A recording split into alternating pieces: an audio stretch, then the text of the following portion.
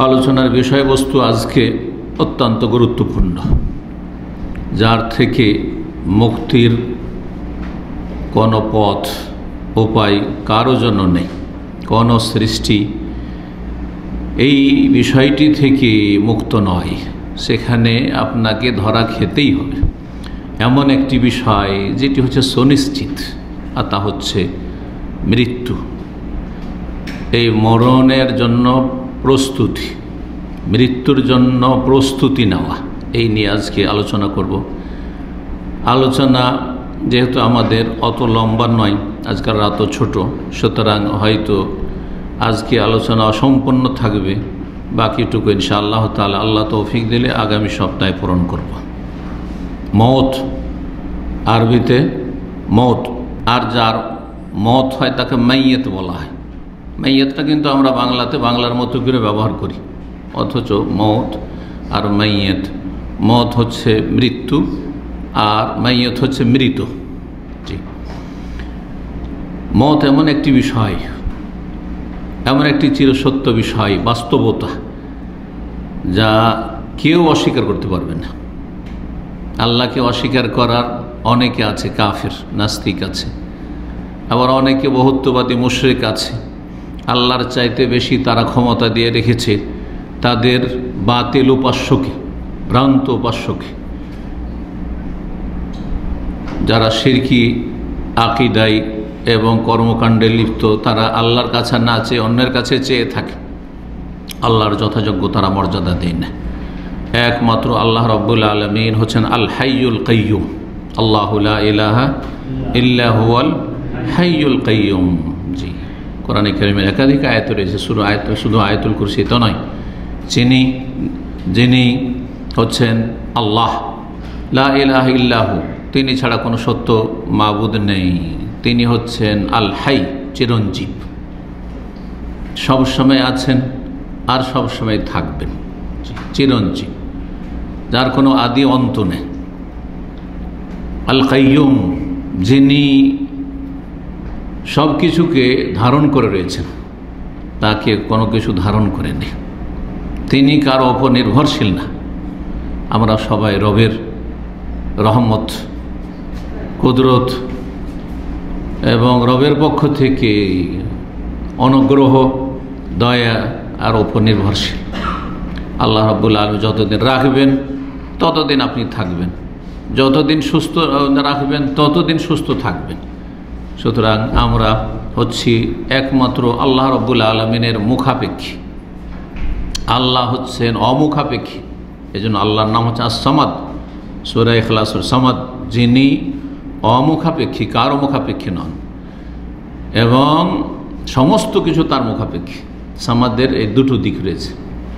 তিনি সব কিছু থেকে, সবার থেকে অমুখাপেক্ষী, আর সব কিছুই তার মুখাপেক্ষী। মরণ এমন একটি বিষয়, যে বিষয়কে কোনো ব্যক্তি অস্বীকার করতে পারে না। দুনিয়ার যে কোনো বিষয়কে অস্বীকার করেছে, অস্বীকার করার লোক পাবেন, কিন্তু মরণকে কেউ অস্বীকার করতে পারবেন না। যতই বড় কাফের হোক, যত বড় নিকৃষ্ট হোক না কেন, যতই বড় দুনিয়ার পাপিষ্ট ভোগ বিলাসী হোক না কেন, হালাল হারামের সামান্যতম কোনো রকমের বৈধ অবৈধ, এটা করতে পারবো, এটা করতে পারবো না, এমন কোনো বিশ্বাস যাদের নেই, তারাও নিশ্চিত জানে যে মরণ হচ্ছে একটি এমন বাস্তবতা যেটি অস্বীকার করার কোনো ক্ষমতা নেই। জি, সেটা আপনি বিশ্বাস করেন যে মরতে হবে, জানেন যে বিশ্বাস করতে হবে, কিন্তু অধিকাংশ মানুষ মরণকে অনেক দূরে মনে করে। মরণ যে এত কাছে, এটা আমাদের অধিকাংশ মানুষের কাছে অকল্পনীয়। আপনারা যারা এখানে আছেন, আলহামদুলিল্লাহ, সমাজের তুলনা করলে মুসলিম সমাজের মধ্যে দুই শ্রেণীর মানুষ। এক শ্রেণীর মানুষ আছে যারা দিন শিখতে আগ্রহী, দিন শিখেন, সেই জন্য এখানে এসেছেন, শেখার আগ্রহ আছে। শিখতে আগ্রহী তার মানে আমল করতে আগ্রহ আছে। মানুষও ত্রুটি থাকতে পারে, কিন্তু আমল করব, কিছু করবো, এর আগ্রহ আছে, ঠিক না? আর যার যত বেশি শিখার আগ্রহ থাকবে, এলেমের আগ্রহ থাকবে, আমলের আগ্রহ থাকবে, সেই ব্যক্তি তত বেশি অন্যের কাছে এলেম পৌঁছে দেওয়ার চেষ্টা করবে। সেই ক্ষেত্রে উদ্গ্রীব হবে, আগ্রহী হবে, সেটার নাম দাওয়া, দিনের দাওয়াত প্রচার প্রসার করা, যে যা কিছু জানছেন শিখছেন আমল করছেন অন্যকে পৌঁছানো, আপনি ভালো অন্যকে ভালো করার চেষ্টা করবেন। তো সমাজের এক শ্রেণীর মুসলিম যারা এই কোয়ালিটির, আলহামদুলিল্লাহ এই কোয়ালিটিতে আল্লাহ যেন আমাদের সকলকে কবুল করেন।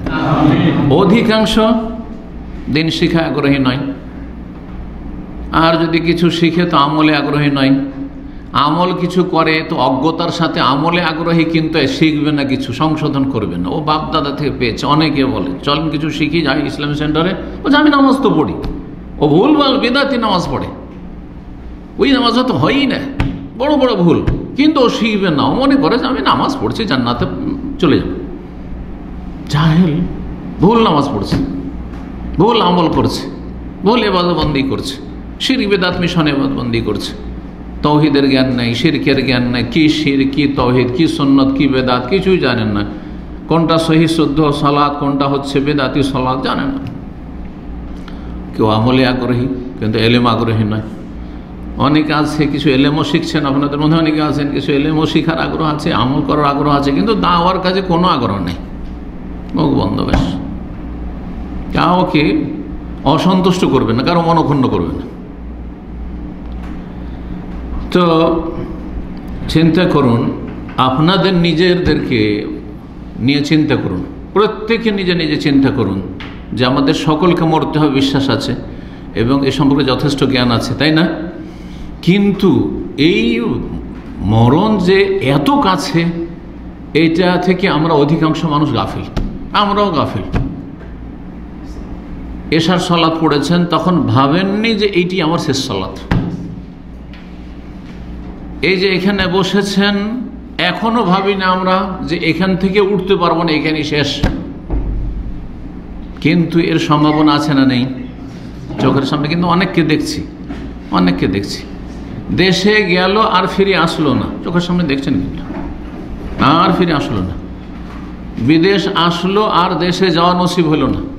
সব কিছু ঠিকঠাক আছে, বিয়ে করবে, ফ্লাইটের টিকিট হয়ে গেছে, সব কিছু ভিসা হয়ে গেছে, এন্ট্রি হয়ে গেছে, তারপরে মারা গেল, যেতে পারলো না। এমন ঘটনা কিন্তু চোখের সামনে আমরা সব দেখছি। তারপরেও মত থেকে অধিকাংশ মানুষ, শুধু বলবো না, অধিকাংশ মুসলিম, এমনকি আমরা যারা দিনদার অনেকটাই ফরজ ওয়াজিব আদায় করি, হারাম নাজায়েজ থেকে বেঁচে থাকি, তারা অধিকাংশই কিন্তু গাফিল, গাফিল, উদাসীন, বেখবর। বেখবর। অনেকে বলেন বাবা মারা গেছে 40-50 বছর বয়সে, তাদের ছেলেরা কল্পনা করতে পারেন আমার আব্বা আমাদেরকে এত তাড়াতাড়ি ছেড়ে চলে যাবে। কল্পনা, যেমন বাবার কথা আপনি কল্পনা করেননি, তা আপনার কথা তো আরও গাফিল হয়ে আছেন আপনি। আপনি তো নিজের কথা কল্পনা করেন না, কারণ আমরা দেখি ডানে বামে অনেকে মারা যাচ্ছে, সব মরবে, কিন্তু এত তাড়াতাড়ি তার আগেই যে আমি চলে যাব, অনেক অসুস্থদের চাইতে আগে আমি সুস্থ মানুষ চলে যাব, এটা কল্পনার বাইরে। খুব কম মানুষ আছেন যারা কল্পনা করছেন। এই মৃত্যু সম্পর্কে আজকে আমি চাই আপনাদেরকে স্মরণ করিয়ে দেব। তার আগে আল্লাহ যেন আমাকে মরণ এবং মরণের অবস্থা, মরণের পরের জীবন ভালোভাবে স্মরণ রাখার তৌফিক দান করেন, সবসময় স্মরণ রাখার তৌফিক দান করেন। এই ক্ষেত্রে কোরআন এবং হাদিসে কি বলা হয়েছে, সালাফে সালেহিন, সাহাবায়ে কেরাম, তাবেইন, তাবা তাবেইন, যারা নবী সাল্লাল্লাহু আলাইহি সাল্লামের পরে আপনার জন্য আদর্শ, উত্তম আদর্শ, তারা এই বিষয়ে তাদের যে সুন্দর সুন্দর বাণীগুলি রয়েছে কিছু আপনাদের সামনে নকল করব। আল্লাহ রাব্বুল আলামিন যেন আমাদের সংশোধন করার তৌফিক দান করেন এবং দুনিয়ামুখী না হয়ে পরকালমুখী হওয়ার তৌফিক দান করেন। যেই সময়টা চলে যাচ্ছে, প্রতিটি মুহূর্ত আমরা কবরের দিকে এগিয়ে যাচ্ছি, প্রতিটি মুহূর্ত, ঘন্টা নয় আর দিন রাত নয়, প্রতিটি মুহূর্ত, সেকেন্ড, এক একটি সেকেন্ড যে চলে যাচ্ছে, কবরের দিকে এগিয়ে যাচ্ছে, মরণের দিকে এগিয়ে যাচ্ছে। আর তারপরের জীবনগুলি চিন্তা করুন, মরণ থেকে শুরু করে আপনার কবরের জীবন, সেখানকার অবস্থা কেমন হবে, মৃত্যুর সময় যে পরিস্থিতি হয়, মালাকুল মউত যখন, তখন কি অবস্থা হবে, আর তারপরে কবর থেকে যখন উঠানো হবে, পুনরুত্থান, হাসর নাসর, সেখানে কি হবে, হাসরের মাঠে কি হবে, সেখানে যতগুলি স্তর রয়েছে, এক একটি স্তর নিয়ে কোরআনে হাদিস যা বর্ণনা করা হয় চিন্তা করুন। আর তারপর সেখানে হিসাব নিকাশ আর সমস্ত কিছুর পরে তারপরে আমার নসিবে জান্নাত আসবে নাকি জাহান্নামী হইতে হবে, এই সবগুলি নিয়ে কি আমরা চিন্তা করছি? আল্লাহ যেন তৌফিক দান করেন। মওত আজকালকার জামানায় বিশেষ করে আকস্মিক মওত, হঠাৎ করে মরে যাওয়ার সংখ্যা অনেক বেশি বেড়ে গেছে, যেটা বিগত কালে ছিল না। অকালে মরে যাওয়া আর তারপরে হঠাৎ করে মরে যাওয়া, হঠাৎ করে চলতে চলতে শেষ। হ্যাঁ, যুবক মানুষ শেষ, 40-এ পৌঁছেনি শেষ। আকস্মিক মওত বেড়ে গেছে, বিভিন্ন কারণে বেড়েছে, যেগুলি যারা শরীর স্বাস্থ্যের ক্ষেত্রে বিশেষজ্ঞ তারাও আলোচনা করেছে, আর কোরআন হাদিসও সেগুলির দিক নির্দেশনা রয়েছে কেন। এবং আকস্মিক মওত থেকে আল্লাহ রাব্বুল আলামিনের চূড়ান্ত ফয়সালা তো হবেই, কিন্তু আমাকে আপনাকে সেই ক্ষেত্রে চেষ্টা করতে বলা হয়েছে, চেষ্টা করতে বলা হয়েছে। আল্লাহ রাব্বুল আলামিন যদি চূড়ান্ত কারো ফয়সালা রাখেন যে রোড অ্যাক্সিডেন্ট হবে, তো হবে না, হবে না। কিন্তু তাই বলে কি আপনি ইচ্ছা করে আপনি কি সেই ব্যক্তি হতে চাইবেন যে আমি রোড অ্যাক্সিডেন্ট করে মরে যাই? না, সতর্ক চলছেন, সতর্ক চলছেন আপনি। তো সমস্ত ক্ষেত্রে আমাদেরকে সতর্ক থাকতে হবে। আর মরণ যদি হঠাৎ করে নাও হয়, ধরেন 2-4-10 ঘন্টা সময় পেলেন, 10 দিন সময় পেলেন, অসুস্থ হয়ে থাকলেন, তারপরও সারা জীবন যদি আপনি পাপে ডুবে থাকেন, সারা জীবন যদি আপনি ফরজ ওয়াজিব আদায় না করেন, সারা জীবন যদি আল্লাহ থেকে সম্পর্কহীন থাকেন, তো মাত্র 2-4-10 ঘন্টা দিয়ে কতটা আপনি রিকভার করেন, কতটা আপনি সংশোধন করবেন? চিন্তা করুন, যদি কতটা সংশোধন করবেন আপনি। একজন মানুষ, আপনার আশেপাশে এমন বহু মানুষ আছে আলহামদুলিল্লাহ মুসলিম সমাজে, যে 10 বছর থেকে পাবন্দির সাথে ফরজ ওয়াজিব আদায় করা শুরু করেছে, 5 ওয়াক্ত সালাত শুরু করেছে। 15 বছর পরে প্রশ্ন ওঠে না যে তার সালাত ছুটবে। সেই ব্যক্তির সাথে আপনি নিজেকে তুলনা করুন, যে আপনি সারা জীবন গাফিল থেকে 40-50 বছর বয়সে, 60 বছর বয়সে আপনি নামাজ শুরু করলেন, তাহলে তার সাথ কি করে ধরবেন আপনি? এত সহজ যে আমি অসুস্থ হয়েছি, এখন ভালো করে তওবা করে নেব। যেমন অনেকেই কিন্তু আশা করে বসে আছেন যে এখনও তো বয়স আছে, সময় আছে, আর ভাবছেন যে বয়সটা তো নিজের হাতেই মনে হয় আছে, আয়ুটা নিজের হাতে আছে, মরণ নিজের হাতে আছে। কখনো নিজের হাতে নেই, কারো নিজের হাতে নেই। মওত হঠাৎ করে আসবে, এবং এই মওতের সময় সম্পর্কে আল্লাহ ছাড়া কেউ জানে না, কেউ জানে না। আম্বিয়া রসুলগণকে এন্তেকালের পূর্ব মুহূর্তে জানিয়ে দেওয়া হয় এবং অনুমতি নেওয়া হয়, এতটুকু হাদিস দ্বারা প্রমাণিত। কিন্তু তার আগে কোনো নবী রসুলকে তার সাহাবীরা, তার সাথী সঙ্গীরা যদি জিজ্ঞাসা করেন 2-4-10 বছর 5 বছর আগে যে আপনার মরণ কখন, তাও জানাচ্ছেন না। কোনো ব্যক্তি জানে। আল্লাহ কোরআনে বলছেন, সূরা লোকমানের সর্বশেষ আয়াত, 34টি আয়াত রয়েছে সূরা লোকমানে, শেষ আয়াত আল্লাহ কি বলছে? ইন্নাল্লাহ ইনদাহু ইলমুস সাআহ।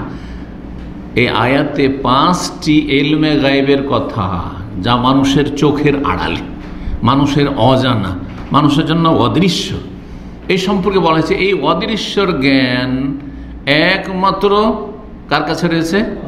আল্লাহর কাছে রয়েছে। কাউকে আল্লাহ চাবি দেননি, কোনো নবী রসুলকে আল্লাহ চাবি দেননি যে গায়েবের রুম খুলবেন, ধরেন এখানে এই রুমে অনেক কিছু রাখা আছে আর চাবি কারো কাছে আছে, যখন তখন খুলছে আর কি আছে না আছে দেখছে। হ্যাঁ, কাবা ঘরের চাবি যার কাছে আছে, চাবি দিয়ে ইচ্ছা করলে, যেহেতু চাবির মালিক সে, যে কোনো সময় খুলছে। কাবা ঘরের ভিতরে কোনখানে কি আছে না আছে সব কিছু তার জানার ক্ষমতা আছে। তো গায়েব এমন একটা বন্ধ ঘর, অদৃশ্য, যার চাবি একমাত্র কার কাছে আছে? আল্লাহর কাছে। কোরআনে কারীমে আল্লাহ বলেছেন, ওয়াইনদাহু মাফাতিহুল গায়ব, একমাত্র তার কাছে, ইনদাহু মানে ইনদাল্লাহ, মাফাতিহ, মাফাতিহ মানে মিফতার বহু বচন। মিফতা মানে কি? চাবি। গায়েব মানে অদৃশ্য, অজানা। গায়েবের চাবি, অদৃশ্যের চাবি, গায়েবের চাবি একমাত্র আল্লাহর কাছে রয়েছে। লা ইয়ালামুহা ইল্লাহু, আল্লাহ ছাড়া কেউ জানে না। এইখানে এই মাফাতুল গায়ব হাদিসে রয়েছে, মাফাতুল গায়বে খামসা, 5টি বিষয়, বিশেষ করে মৌলিক বিষয় রয়েছে, যেগুলি হচ্ছে মূল অদৃশ্যের বিষয়, গায়বের বিষয়, এই সম্পর্কে আল্লাহ ছাড়া কেউ জানেন না। এই 5টি কথা সূরা লোকমানের এই আয়াতে বর্ণনা করা হয়েছে। প্রথম হচ্ছে ইনদাল্লাহ, ইন্নাল্লাহ ইনদাহু ইলমুস সাআহ, আল্লাহর কাছে কিয়ামতের চূড়ান্ত জ্ঞান রয়েছে, চূড়ান্ত ফয়সালা, যে কখন কিয়ামত হবে, কোন সালে, কেউ জানে? কোন নবী রসুল বলেছেন, ভবিষ্যৎবাণী করেছেন, ইশারা ইঙ্গিত করেছেন, লক্ষণ বলেছেন যে কিয়ামতের আগে এই বড় লক্ষণ হবে, তো ছোট লক্ষণ হবে, এগুলো বলেছেন। হ্যাঁ, মাঝারি লক্ষণ হবে, কেউ 2 ভাগ করেছে, কেউ 3 ভাগ, ঠিক আছে। কিন্তু কোন নবী রসুল কিন্তু নিজ নিজ উম্মতকে কেউ বলেননি যে এত বছর হচ্ছে পৃথিবীর বয়স, তারপর শেষ হয়ে যাবে। কেউ যদি বলে, এগুলো তাদের অনুমান ভিত্তিক কথা, আর অনুমান করে কথা বলা ইসলামে নিষেধ রয়েছে, নিন্দা করা হয়েছে। যার অনুমান ভিত্তিক কথা বলে, আইডিয়াতে আন্দাজে কথা ছুঁড়ে দেওয়া, এগুলি জ্ঞানী মানুষের পরিচয় নয়। তারা যদি তার বাস্তবতা না হয়, অবাস্তব হয়ে যায়, তখন তারা সমাজে লাঞ্ছিত হয়, মান সম্মান চলে যায়। যেমন হচ্ছে এক শ্রেণীর বেদাতি মৌলভী হুজুররা কিয়ামতের আর ইমাম মেহেদির আর অমুক আর তমুকের আর এসবের ভবিষ্যৎবাণী করে দিল, আর তারপরে তাদের কথা মতো হইল না, তখন তারা সমাজে কি তাদের মর্যাদা বেড়েছে না ছোট হয়েছে? লাঞ্ছিত হয়েছে, লাঞ্ছিত তারা। কিন্তু নির্বোধ যদি হয়, না বুঝে, সেটা তার বিষয়। আর সমাজও যদি নির্বোধ হয়, হ্যাঁ, সমাজের এইসব বেদাতি মোল্লাও যেমন নির্বোধ, আর তাদের সমাজের লোকেরাও যদি নির্বোধ হয়, আর যাদের জ্ঞান বুদ্ধি নাই, তো সেটা ভিন্ন বিষয়। তো আল্লাহ বলছেন যে কিয়ামতের জ্ঞান আল্লাহর কাছে রয়েছে, 1। 2 ওয়ায়ুনাজ্জিলুল গাইস, কখন বৃষ্টি হবে? আরে বৃষ্টি আকাশে মেঘ দেখছে 2 দিন 3 দিন 4 দিন আগে থেকে বলে দিচ্ছে। কিন্তু বলুক তো যে 2024 সালে কোন কোন দিনে কখন কোন এলাকায় বৃষ্টি হবে? কোন শক্তি বলতে পারবে? অসম্ভব। তাহলে 2 দিন একদিকে যে আবহাওয়া দফতর বলছে, সেটা তারা দেখতে পাচ্ছে, তারা সেটা গায়েব থাকে না। আমি এই চোখে দেখি না, কিন্তু তারা যন্ত্র দিয়ে দেখছে। তাদের যে সাবজেক্ট রয়েছে, যে সাবজেক্টে লেখাপড়া, সেটা দিয়ে তারা জানতে পারছে। তাহলে সেটা তখন আর তাদের কাছে অদৃশ্য থাকে না, দৃশ্য হয়ে যায়, তারা দেখে বলছে। আর কি ওয়ায়ালামু মা ফিল আরহাম, আর মাতৃগর্ভে কি আছে 3 নম্বর, সেটাও একমাত্র কে জানেন? আল্লাহ, কেউ জানে না। আজকাল তো আল্ট্রাসাউন্ড করে বলে দিচ্ছে, সেটা দেখে বলছে না দেখে বলছে? দেখে বলছে। আবার কম্পিউটার চালু করতে পারবে না, আর তোমাকে এই আল্ট্রাসাউন্ড মেশিনও দেওয়া হবে না, এমনি বলো ডাক্তার সাহেব কী করতে লেখাপড়া করেছো? ঘাস খেয়ে লেখাপড়া করেছো? পারবে? তারপর দেখে বলছে কম্পিউটারে, এই যে দেখেন, এই যে টুইন্স আছে, কিন্তু বলছে না এই বাচ্চাটা উল্টো হয়ে আছে, তুই আছে, দেখে বলছে। তো অনেক আল্ট্রাসাউন্ড করেছেন, যদি ডাক্তারের সাথে মোটামুটি খাতিরে থাকে তো সব দেখায়, কিন্তু দেখায়। ওমা তাদরি নাফসুম মাযা তাকসিবু গাদান, আর কোনো ব্যক্তি জানে না আগামীকালকে কি করবে। আগামীকালকে তার নাম সুস্থ না অসুস্থ, তার নাম মৃত না জীবিত। হ্যাঁ, আগামীকালকে আপনার চাকরি থাকবে না চলে যাবে। হ্যাঁ, আপনার রুজি সৌদি আরবে আছে না নেই, কেউ জানেন? কেউ জানেন, কেউ জানেন। মাযা তাকসিবু গাদান, কালকে কি করবেন, কালকে কি খাবেন? হ্যাঁ, প্ল্যান আছে, প্ল্যান পুরা হইতে পারে না হইতে পারে, হ্যাঁ, না হইতে পারে। বুঝতে পারছেন ভালো করে? কেউ জানে না যে কালকে কী করবে। আমরা কি জানতাম হ্যাঁ যে মাদ্রাসা পড়ে এত দূর পৌঁছিব, প্রথম এতটা পড়বো, তারপর এতটা পড়বো, তারপর তখন মদিনা আসবো, মদিনা থেকে আবার রুজি হ্যাঁ কোথায় আসবে, যেগুলো এখন পর্যন্ত হয়েছে জানা? ওটাই জানা নেই, কিছুই জানা নেই।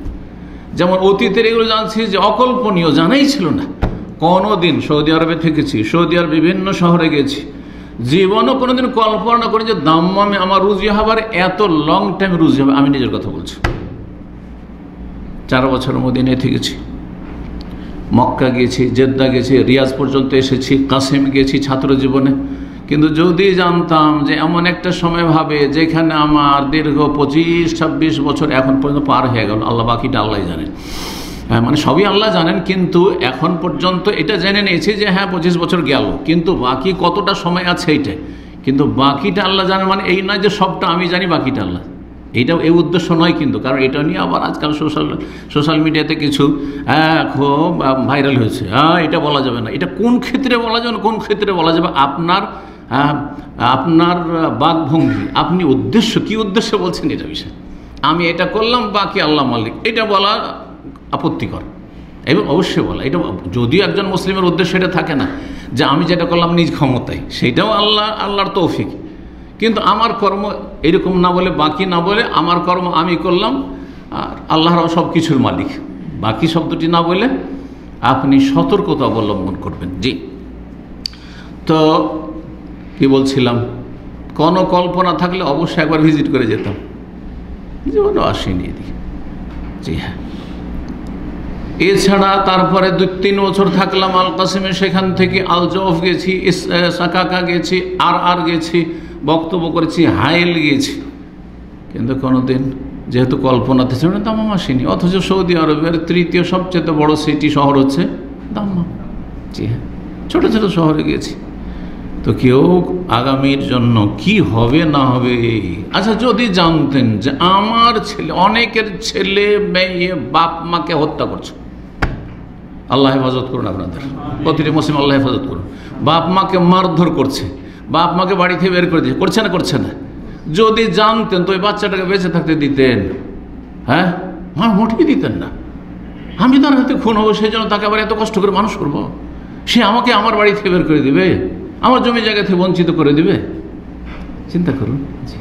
খাজির আলাইহিস সালাম জানতেন, সেই জন্য কি করলেন, ওই যে অদৃশ্য সম্পর্কে আল্লাহ বিশেষ বিশেষ কিছু জ্ঞান, সব জ্ঞান নয়, কিছু জ্ঞান দিয়ে খাজিরকে, যেই জ্ঞানটি তাকে দিয়েছিলেন কিন্তু মুসা আলাইহিস সালামকে দিন। এই যে মুসা আলাইহিস সালাম আপত্তি করলেন, এইটাই আবার এত বড় অন্যায় কেন করলেন? একটা নাবালক শিশু, মাসুম বাচ্চাকে খুন করে দিলেন আপনি, এটা তো মেনে নেওয়া যায় না। কেন খুন করলাম? এই যে বললাম, এই জন্য এটা দিয়ে বহু শিক্ষণীয় বিষয় আল্লাহ শিখাতে চেয়েছেন। তার একটি হচ্ছে যে অদৃশ্যের জগতে, চোখের আড়ালে আল্লাহর যে ফয়সালাতে এমন কিছু হচ্ছে, ঘটছে আমাদের জীবনে, যেগুলি যখন ঘটছে তখন আমাদের যেন খুব কষ্ট করে, আমাদেরকে মোটেই ভালো লাগে না, বরং আমার আপনার জন্য অনেক বড় মুসিবত। কিন্তু যদি এর রহস্য কেন ঘটলো, এতে আমার যে ফায়দা রয়েছে, এটা যদি জেনে নিতে পারতাম আগেই, তাহলে তো আমরা রহস্য উদ্ঘাটন করে নিতাম। হ্যাঁ, জি, আল্লাহ রাব্বুল আলামিন বুঝার তৌফিক দান করুন। 5 নম্বর, অমাতাদিন অফসন ভাইয়ারদিন, কোন ব্যক্তি জানেন না যে কোথায় মারা যাবে। আপনারা কেউ জানেন কোথায় মারা যাবে? কেউ জানেন? অনেকে আছেন, বড় বড় 2-1টা আলেমের কথা বলছি, বিশেষ করে সুফি বিদাতি আলেমদের তো ঘটনা এরকম মেলা আছে, যারা মক্কার চাইতে মদিনাকে বেশি পছন্দ করে। হ্যাঁ, মদিনার সাথে, মদিনার আদর্শের সাথে মহব্বত নেই, কিন্তু মানে মদিনার ইসলাম নেবে না, তাওহীদ সুন্নাত নেবে না, মদিনার নামাজ নেবে না, মদিনার ইবাদত বন্দেগী নেবে না, মদিনার শিরক নেই, বিদআত নেই, কবর নেই, মাজার নেই, পাকা নেই, কিছু নেই, এগুলো নেবে না। কি নেবে? মদিনা শরীফের শুধু তাবাররুক নেবে, তাবাররুক নেবে। তো মদিনার তাবাররুকের জন্য, মদিনায় মরার জন্য 10 বছর থেকেছে, এমন কিছু বিদাতি আলেমদেরকে জানি, বড় বড় তাদের আলেম। শেষখানে চিকিৎসার জন্য দেখছে যে এখানকার চাইতে ভালো চিকিৎসা হবে, চিকিৎসার জন্য অন্য কোনো দেশে গেছে, সেখানে গিয়ে মারা গেছে, যার ফেলার মদিনায় দাফন নসিব হয়নি। কিন্তু যদি মদিনায় কারো দাফন, মক্কায় কারো দাফন নসিব থাকে, সারা জীবন দাম্মাম থাকলেন, সারা জীবন আপনি বাংলাদেশে থাকলেন, হঠাৎ করে উমরায় আসলেন, সব মারা গেলেন, হতে পারে না? পারে না? কেউ জানে না কোথায় মরবেন, কখন মরবেন, কারও জানে না। শুধু কোথায় নয়, কখন মরবেন, কি অবস্থায় মরবেন, ভালো অবস্থায় না মন্দ অবস্থায়, তারপরে আপনার সাথে আপনার আত্মীয় স্বজন থাকবে না থাকবে না, কেউ জানে না। আমার খুব প্রিয়জন এবং বড় আলেম ছিলেন, সারা জীবন পরিবার ছেড়ে বাইরে যাননি, সবসময় পরিবার কাছে থেকেছেন, কিন্তু শেষখানে অসুস্থ হয়ে পরিবার ছাড়া একাই চিকিৎসার জন্য যেতে হলো। সেখানে হঠাৎ করে হার্ট অ্যাটাক হয়ে মারা গেল, তখন নিজের ছেলে, একজন ছেলে ছাড়া বা 1-2জন ছেলে ছাড়া, আর একজন ছাড়া, আত্মীয় ছাড়া আর কেউ নেই, সেখান থেকে তাকে নিয়ে আসতে। সারা জীবন স্ত্রীর সাথে থেকেছে, একাধিক স্ত্রীর সাথে থেকেছে, কিন্তু স্ত্রীর সামনে মত হবে সেটা নসিব হয়নি। আল্লাহর ফয়সালা, আমরা কোনো কিছুই ক্ষমতা রাখি না। আল্লাহু আকবার। তো এই ছিল মরণ সম্পর্কে কিছু কথা। যখন মরণ সুনিশ্চিত, সুতরাং প্রত্যেক মুসলিমের জন্য উচিত জানা, যেহেতু নেই কখন মরণ হবে। আজকে মরণ হইতে পারে না, হতে পারে না, আল্লাহু আকবার, যে কোনো সময় হইতে পারে। সুতরাং একটি করণীয় প্রথম বলি, সেটি হচ্ছে যে আপনি সবসময় ওসিয়ত লিখে রাখবেন। আমরা এই শরীয়তের বিধানের ওপর আমল অধিকাংশ লোকই করি না। আল্লাহ যেন করার তৌফিক দান করেন। বিশেষ করে যদি কারোর সাথে লেনদেন থাকে। ওসিয়ত হচ্ছে দুই রকম। ওসিয়ত কাকে বলা হয়?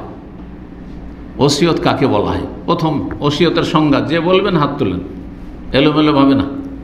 ওসিয়ত কাকে বলে? বাপ বা মা বা আমি আপনি ওসিয়ত করছি, হ্যাঁ, কাউকে, ছাত্রদেরকে অথবা ছেলে মেয়েকে অথবা স্ত্রীকে। ওসিয়ত মানে কি? একজন হাত তুলবেন না, হ্যাঁ না, হ্যাঁ একজন বললাম যে যেহেতু বলবেন হাত তুলবেন, হাত তুলে কথা বলতে হবে, হ্যাঁ, আগাম কিছু জানিয়ে রাখুন, হ্যাঁ। আর কেউ? একটি শব্দ হচ্ছে ওসিয়ত, আরেকটি হচ্ছে নসিহত। বাংলায় দুটো ব্যবহার হয়। নসিহত মানে উপদেশ, নসিহা থেকে, নসিহাতুন, এটাকে আমরা কি বলি? নসিহত করা, জি, নসিহত। আবার আঞ্চলিক ভাষা অনেক যায় নসিহত করে দেয়, কিন্তু নসিহত, নসিহা। তো নসিহত মানে তো উপদেশ, কিন্তু ওসিয়ত মানে কি? শাব্দিক অর্থ কি ওসিয়ত? বা শাব্দিক অর্থ না, আপনি সংজ্ঞায় বলেন। ওসিয়ত কাকে বলেন? নির্দেশনা। মৃত্যুর পরে হ্যাঁ, সে নিজের জন্য করণীয় কিছু নির্দেশনা দিয়ে গেল। মৃত্যুর সাথে সম্পৃক্ত। ওসিয়তের সম্পর্ক হচ্ছে মৃত্যুর সাথে। ওসিয়তের সম্পর্ক এই নয় যে আপনি ছেলে মেয়েকে বা পরিবারকে বললেন যে যাও অমুক জায়গায় যাও, তোমার ওখানে যাও, ওখান থেকে ঘুরে এসো। এটা ওসিয়ত না, এটা হচ্ছে কি? নির্দেশ। এটা হচ্ছে নির্দেশ। কিন্তু ওসিয়তের সম্পর্ক হচ্ছে মৃত্যুর পরের সময়ের জন্য, পরের সময়ের সাথে। সেটা কিভাবে? যে আমি মারা যাওয়ার পরে এই কাজগুলি করবে, আমি মারা যাওয়ার পরে এই কাজগুলি করবে আর এগুলি করবে না। সেটা দুই ভাগে বিভক্ত। একটি হচ্ছে আল্লাহর হকের ক্ষেত্রে বা দ্বীনের ক্ষেত্রে ধর্মীয় ওসিয়ত, দ্বীনি ওসিয়ত। দেখো আমি দুনিয়া থেকে চলে যাব, কিন্তু স্ত্রী ছেলে মেয়েকে বলছেন যে তোমরা তৌহিদ সুন্নতকে আঁকড়ে ধরে থাকবে, শিরক বেদাত থেকে বেঁচে থাকবে, 5 ওয়াক্ত সালাতের হেফাজত করবে, আর মানুষের সাথে উত্তম আচরণ করবে, আত্মীয় স্বজনদের সাথে সদ্ব্যবহার করবে, পাড়া প্রতিবেশীর সাথে ভালো আচরণ করবে, আল্লাহকে ভয় করে চলবে, কোনো হারাম রিজিক গ্রহণ করবে না। এগুলো হচ্ছে ধর্মীয় ওসিয়ত, ওসিয়া দ্বীনিয়া। এগুলো হচ্ছে ধর্মীয় ওসিয়ত। এই ধর্মীয় ওসিয়ত গিয়ে নসিহতের সাথে মিলে যায়, মানে নসিহত মানে উপদেশ, আর এগুলো হচ্ছে উপদেশ। আর আরেক ধরনের ওসিয়ত হচ্ছে, সেগুলো ধর্মীয় না, পার্থিব ওসিয়ত। পার্থিব ওসিয়ত মৃত্যুর সাথে সম্পর্ক বা মৃত্যুর পরের জীবনের সাথে সম্পর্ক, কিন্তু সেগুলির সম্পর্ক হচ্ছে পার্থিব বিষয়াদির সাথে। যেমন দেখো আমি অমুকের কাছে এত টাকা পাবো, অমুকের কাছে এত টাকা পাবো, অমুকের কাছে এই পাবো, অমুকের কাছে এই পাবো। সুতরাং সেগুলি তোমরা মনে রেখো অথবা লিখে রেখো। নিজেই লিখে দিলেন সবচাইতে ভালো, নিজেই লিখে বালিশের তলে রেখে দিলেন, বিছানায় রেখে দিলেন, হ্যাঁ, আপনার ডায়েরিতে রেখে দিলেন, লিখে রেখে দিলেন যে আমি এই সবের কাছে পাবো, পাওনা আছে, আর আমার কাছে পাবে অমুক অমুক অমুক, আমার কাছে পাবে। কি আমার কাছে পাবে? এই যে লেনদেন রয়েছে, এগুলি সম্পর্কে লিখে রাখা নিজেই সবচেয়ে ভালো। কারণ মৌখিক ওসিয়তের কোনো প্রমাণ থাকছে না। মৌখিক ওসিয়তে 9-6 হতে পারে, বলেছে 1000 রিয়াল, আপনি 1000 টাকা ধরলেন, গোলমাল হইতে পারে না? গোলমাল হইতে পারে। সুতরাং লিখিত ওসিয়ত থাকবেই। এই মর্মে বুখারী মুসলিম হাদিস রয়েছে আব্দুল্লাহ বিন উমর রাদিয়াল্লাহু তাআলা আনহু থেকে রাসূলুল্লাহ সাল্লাল্লাহু আলাইহি ওয়াসাল্লাম মাহাক্কু ইমরিন মুসলিমিন লাহু শাইয়ুন ইউসি ফিহি ইয়াবিতু লাইলাতাইন। কোন মুসলিমের এই অধিকার নেই, মানে এটা উচিত নয়। কথাটা কত শক্ত করে বলছেন নবী সাল্লাল্লাহু আলাইহি ওয়াসাল্লাম, অথচ এর গুরুত্ব কিন্তু আমরা কেউ দিই না। হাজার একজন মুসলিমও দেয় না, যারা দিনদার তারাও কিন্তু আমরা এগুলো করি না। মাহাক্কু ইমরিন মুসলিমিন লাহু শাইয়ুন ইউসি ফিহি, কোন মুসলিমের এই অধিকার নেই, তার জন্য উচিত নয় যে তার কোনো ধন সম্পদ আছে নিজের অথবা কারোর সাথে লেনদেন আছে, এর সাথে শুধু লেনদেন না, আপনি চাইছেন কাউকে কিছু দিয়ে যেতে হবে। মসজিদে আমি কিছু দান করতে চাই, আমার জমি জায়গা, মাদ্রাসায় আমি কিছু দিতে চাই, অথবা আমার নিকট আত্মীয় কেউ বঞ্চিত হয়ে যাচ্ছে, কোনো কোনো ক্ষেত্রে বঞ্চিত হয়ে যাচ্ছে, কিন্তু তারা অসহায়, তাদেরকে আমি জমি জায়গা দিয়ে দিতে চাই। ধরেন অনেকের এরকম হয় যে বেঁচে আছেন মুরব্বী, আর তার 2 ছেলে ছিল, আর 2 ছেলের ছেলে মেয়ে আছে। এক ছেলে হঠাৎ করে মারা গেল, বাপ বেঁচে থাকতে ছেলে মারা গেল। এখন যে এর যে নাতি, এই পোতা পতিনগুলো আছে, নাতিনগুলো আছে ছেলের ঘরের, এরা তো বঞ্চিত হয়ে যাবে। কারণ নিজের ছেলে থাকতে পোতারা, পতিনরা, নাতিরা ওরা পাবে না। তাহলে এখানে যে বঞ্চিত হয়ে যাচ্ছে, সেখানে অনেকে ইসলাম না বোঝার কারণে বলে থাকে যে এখানে তো জুলুম হয়ে গেল। জুলুম হয়নি, ইসলাম বিচার করেছে যে কাছের মানুষ থাকতে দূরের পাবেন না। এ হচ্ছে এইখানে আছে, এইখানে আছে, এটা হচ্ছে ছেলে, আপন ছেলে, এটা ছেলের ছেলে। এই ক্ষেত্রে উচিত হবে দাদার জন্য কি করা, ওসিয়ত করা। অনেকে এটাকে ওসিয়তে ওয়াজিব বলেছে, ওয়াজিব, যাতে করে এরা একেবারে নিঃস্ব না হয়ে যায়। কিছু ওসিয়ত করে, সেটা 1/3 বেশি যেন না, 3 ভাগের 1 ভাগ। সমস্ত ধন সম্পদ যা আছে বাবার নামে, মায়ের নামে, সেখান থেকে 3 ভাগের 1 ভাগ পর্যন্ত ওসিয়ত করতে পারবে। তো এই ওসিয়ত সম্পর্কে নবী সাল্লাল্লাহু আলাইহি ওয়াসাল্লাম বলছেন যে 2 রাত পার হয়ে যাবে আর ওসিয়ত করবে না, এমনটা কোনো মুসলিমের জন্য উচিত নয়। ইল্লা ওসিয়াতু মাকতুবান ইনদাহু, তার ওসিয়ত যেন তার কাছে লেখা থাকে। লিখে রাখেন যে আমি ওসিয়ত করছি। তারপরে যেসব এলাকায় শিরক বিদআত আছে, ওসিয়ত করছি আমার জানাজা যেন অমুক পড়ায়, বেদাতি মোল্লা না পড়ায়, আমার জানাজাতে কবরের ওপর যেন এই রকমের ফুল আর চাদর অথবা এই যে খেজুরের ডাল পোতা, এইসব বেদাতি কাজ না হয়, ওসিয়ত করে যেতে হবে। ওসিয়ত জরুরি। যে এলাকাতে শিরক বিদআত আছে, বিদআত সম্পর্কে সতর্ক ওসিয়ত করা জরুরি। যদি ওসিয়ত না করে থাকেন, অথচ জানছেন আমার ভক্তরা আমার কবরের ওপর ডাল পুঁতবে খেজুরের অথবা সেখানে ফুল দেবে, তাহলে সেই ব্যক্তির ওপর আযাব হবে। আযাব ভালো করে শুনে রাখেন, বিষয়টি এত সহজ বিষয় নয়। আপনার সমাজে বেদাত চলছে, আমার পরে আমার জন্য কোনো রকমের, আমার মরার পরে কোনো ভোজ করবে না। সমাজে ভোজ যেহেতু প্রচলিত বেদাতি সমাজে, কোরআন খানি করবেন না, এইসব বেদাতি তরিকে আমাকে বক্সাবার চেষ্টা করবে না, এসব করবে না, বলে যেতে হবে। জি, নবী সাল্লাল্লাহু আলাইহি ওয়াসাল্লাম হাদিস সহিহ বুখারী সহিহ মুসলিমে রয়েছে। জি, মরণ সম্পর্কে অনেক আয়াত রয়েছে। একটি আয়াত বলতে গিয়ে যথেষ্ট সময় হয়ে গেল। সূরা মুমিনুন আয়াত নম্বর 99, 100, এই 2টো আয়াতে আল্লাহ বলছেন মানুষের যখন মরণের সময় আসে, অধিকাংশ মানুষ যেহেতু ত্রুটিপূর্ণ, ত্রুটিযুক্ত, গুনাহগার, আর গুনাহগারের যখন হঠাৎ করে মত আসলো, তো কল্পনা করতে পারেন যে এত তাড়াতাড়ি মত চলে আসবে। আল্লাহ, আমি তো ফরজ নামাজটাই ঠিক করিনি, এখন রমজান মাসের এখন রোজাই ঠিক হয়নি আমার, হ্যাঁ যাকাত ঠিক করে আমি দিইনি, 10 বছর হয়ে গেল সৌদি আরবে, কত টাকা পয়সা বাড়ি পাঠালাম, দেশে পাঠালাম, আর কত কি করলাম, এখন ফরজ হজটাই আদায় করিনি। বদনসিব অনেক আছে 20 বছর আছে হজ করেনি এখনো। 20 বছর আগে 1,500 টাকা হজ করতে পারতো, এখন 15,000 ছাড়া হজ হয় না। কত হতভাগা, দিনের ক্ষেত্রে ক্ষতিগ্রস্ত, দুনিয়ার ক্ষেত্রে ক্ষতিগ্রস্ত, হজ করেনি। ও কল্পনা করতে পারে যে আমি মরে যাব হজ করার আগে, এরকম করে লেট করলে। সুবহানাল্লাহ। সুতরাং যখন মরণের মুহূর্ত ঘনিয়ে আসবে আর ফেরেশতারাকে দেখবে, বিভিন্ন গুনাহ করেছে, গুনাহে জড়িয়ে রয়েছে, ফরজ ওয়াজিব ত্যাগ করেছে, হারাম নাজায়েজে লিপ্ত থেকেছে, হাত্তা ইযা জা আহাদাহুমুল মউত, সে কাফের হোক, অমুসলিম, যেমন অমুসলিম এই আকাঙ্ক্ষা করে, ঠিক তেমনি মুসলিম সমাজে যারা পাপিষ্ট গুনাহগার, কাবিরা গুনাহে জড়িয়ে রয়েছে, ফরজ ওয়াজিব ত্যাগকারী, তারাও এই আল্লাহর কাছে আকাঙ্ক্ষা করে আর দরখাস্ত করে। হাত্তা ইযা জা আহাদাহুমুল মউত, যখন মরণের সময় ঘনিয়ে চলে আসে আর মুমূর্ষু অবস্থায় যখন আযাবের ফেরেশতাদেরকে দেখতে পায়, কালা, তখন বলে রব্বির জিউন, হে আল্লাহ ফিরিয়ে দাও, ওকে ফিরিয়ে দাও, আল্লাহ নিও না, এখন নিও না, একটু সময় দাও। আল্লাহু আকবার। লাআল্লি, কেন কেন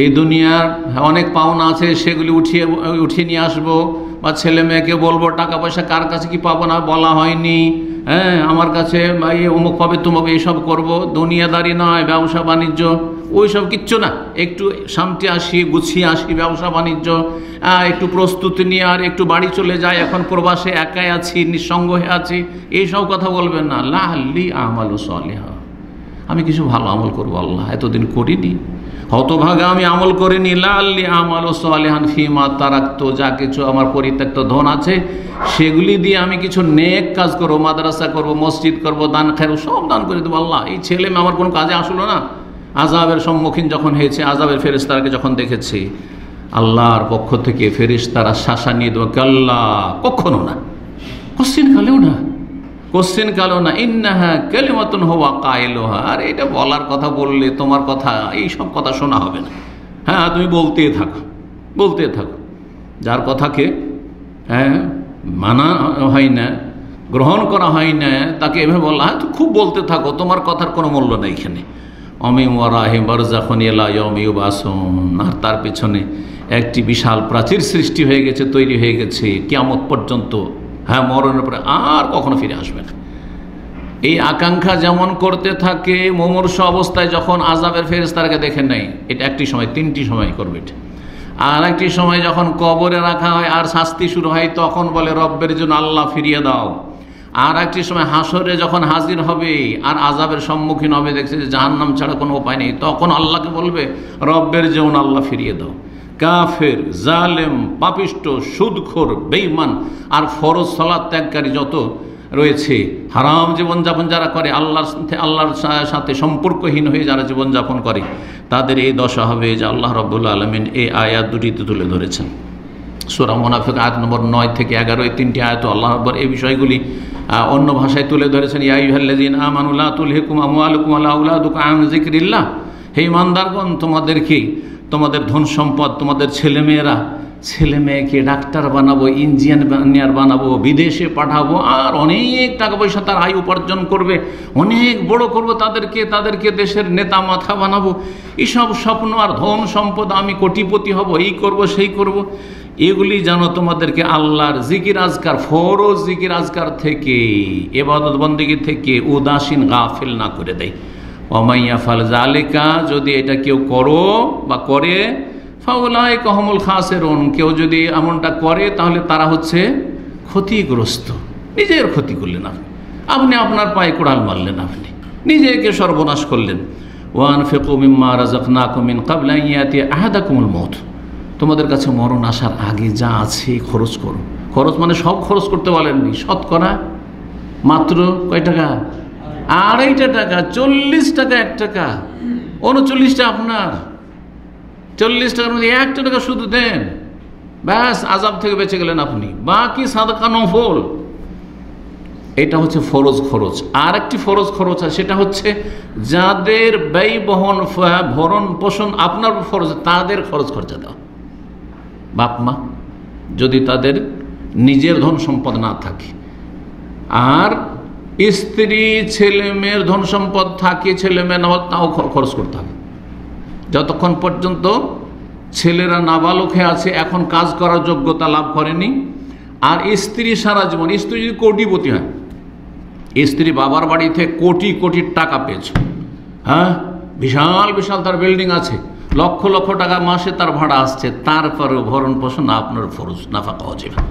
আনফিকু, খরচ করো, মনে দায়িত্ব পালন করতে হবে, ফরজ দায়িত্ব পালন করতে হবে। মেয়েরা যতক্ষণ পর্যন্ত বিয়ে দিয়ে এসে জামাইয়ের বাড়ি পাঠাইতে পারো নি, স্বামীর বাড়ি যায়নি, ততক্ষণ পর্যন্ত তোমার ফরজ হয়ে গেছে, যতই বয়স হয়ে যাক না কেন। জি, অবহেলা করলে হবে না। এটা হচ্ছে নাফাকাতুন ওয়াজিবা, ফরজ খরচ করা। তার ফরজ খরচ করা, এই দুটো ভালো করে মনে রাখেন। একটি হচ্ছে আল্লাহর হকের ক্ষেত্রে গরিব মিসকিনদের জন্য যাকাত, আর একটি হচ্ছে আপনার উপর যাদের ভরণ পোষণের দায়িত্ব রয়েছে। তারপরে বাকিটা নফল সাদাকা, দান খায়, যত করবেন তত ভালো, কিন্তু না করলে আসামের কাঠগড়ায় ফাঁসবেন না আর জাহান্নামে যেতে হবে না। মরণ আসার আগে তোমরা খরচ করো, আল্লাহ বলছেন। হ্যাঁ, কারণ মরণ আসলে কি হবে? ফায়াকুলু রব্বি লাউলা আখারতানি ইলা আজালিন করিব, আল্লাহ যদি একটু সময় দিতে, বেশি সময় না আল্লাহ, একটু সময় দাও আল্লাহ, এক্ষুনি মরণটা দিও না আল্লাহ, হ্যাঁ একটু সময় দাও, আজালিন করিব, সামান্য কিছু সময় দাও আল্লাহ। ফাসাদদাকা, সব দান খেরাত করে দেবো, কিছু রাখবো না, সব দান খেরাত করে দেবো। ওয়াকুম মিনাস সালিহিন, ভালো মানুষ হয়ে চলে আসবো, নামাজ ধরে নেবো, আর আমি সমস্ত হারাম কাজ ছেড়ে দেবো, পাপ ছেড়ে দেবো, হালাল রুজি করবো। আল্লাহু আকবার, চিন্তা করুন তো, মরণ থেকে পালিয়ে কোনো মানুষ বাঁচতে পেরেছে? মরণ থেকে ব্যতিক্রম কোনো নবী রসুলকে করেছেন? আল্লাহ যদি কাউকে মরণের ঊর্ধ্বে রাখতেন, হ্যাঁ, আমরা বলি প্রত্যেকটি ক্ষেত্রে কিন্তু ব্যতিক্রম রয়েছে, বুঝেন তো ভাষা, সব কিছুতে কী রয়েছে, যত কায়দা কানুন নীতিমালা সবগুলিতে এক্সেপশনাল, এটি হচ্ছে এক্সেপশনাল বিষয়। হ্যাঁ হ্যাঁ, এটি হচ্ছে আপনার ব্যতিক্রম, হতে পারে না, পারে না, ব্যতিক্রম।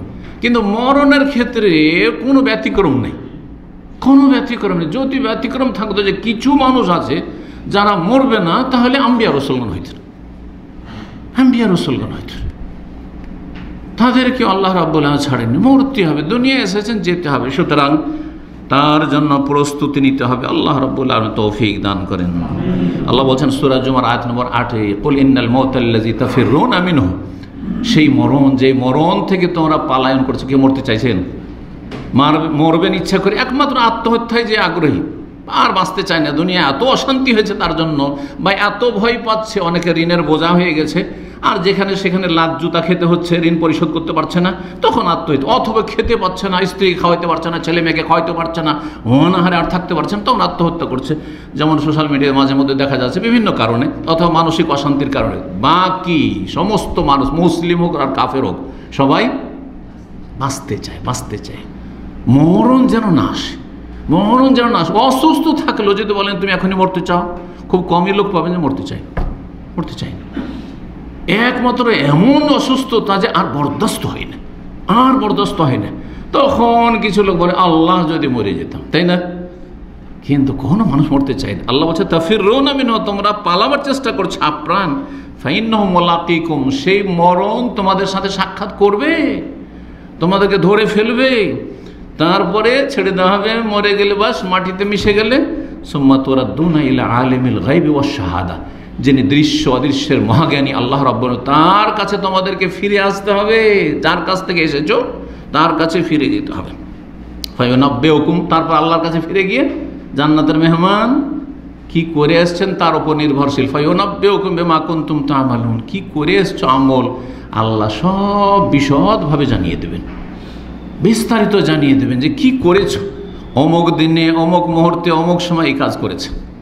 আজকাল কোম্পানিতে চাকরি করছেন, আর যে আপনি তাতে কি করেছেন, হ্যাঁ, ফিঙ্গারপ্রিন্ট দিয়ে হাজিরা দিচ্ছেন আর বেরোচ্ছেন, প্রতিটি সেকেন্ড হিসাব করে রাখছে না, রাখছে না। এই যন্ত্র, মানুষের তৈরি করা যন্ত্রে হিসাব করে রাখছে। সুপার মার্কেটে আর যে কোনো সাধারণ দোকানেও যাচ্ছেন, কোন সময় খরিদ করলেন, কি খরিদ করলেন, কত টাকার করলেন, কত ঘন্টা, কত মিনিট, কত সেকেন্ডে কিনেছেন, সব আসছে না, আসছে না? মানুষই যদি তাই তৈরি করতে পারে তো রাব্বুল আলামিনের কাছে কোন, ব্যাস হয়ে যাও, সাথে সাথে হয়ে যাবে। আল্লাহ রাব্বুল আলামিন যেন সজাগ হওয়ার তৌফিক দান করেন। মরণ সম্পর্কে আয়াত শোনালাম, আর ওসিয়ত সম্পর্কে একটি হাদিস শোনালাম, সামনে লম্বা আলোচনা আছে। আর একটি হাদিস সহিহ বুখারী শোনা আব্দুল্লাহ বিন উমর রাদিয়াল্লাহু তাআলা আনহু থেকে বর্ণিত, তিনি বলছেন যে আখারদা রাসূলুল্লাহ বিমানকিবি, একবার রাসূলুল্লাহ সাল্লাল্লাহু আলাইহি ওয়াসাল্লাম কাঁধে হাত রাখলেন, এখানে হাত রাখলেন, হাত রেখে বলছেন যে আব্দুল্লাহ, নবী সাল্লাল্লাহু আলাইহি ওয়াসাল্লামের কে শ্যালক, শ্যালক জি, হাফসা রাদিয়াল্লাহু তাআলা আনহার ভাই, ওমরের ছেলে, বলছেন কোন ফিদ দুনিয়া কান্নাকা গরীব, তুমি দুনিয়ায় এমনভাবে দিনপাত করো, হ্যাঁ, যে যেন তুমি একজন আগন্তুক ব্যক্তি, অপরিচিত ব্যক্তি, কেউ চিনে না তোমাকে, কেউ চেনে না। চিন্তা করো তো, এমন জায়গায় যেখানে আপনাকে কেউ চেনেন না, কোনো ব্যক্তি আপনার একজনও পরিচিত নেই, সেখানে যাওয়ার পরে কেমন লাগবে আপনাকে? এইরকম পরিস্থিতির সম্মুখীন কেউ যদি হয়ে থাকেন, তাহলে আপনার একটা অনুভূতি আছে যে কেমন লাগতো সেখানে।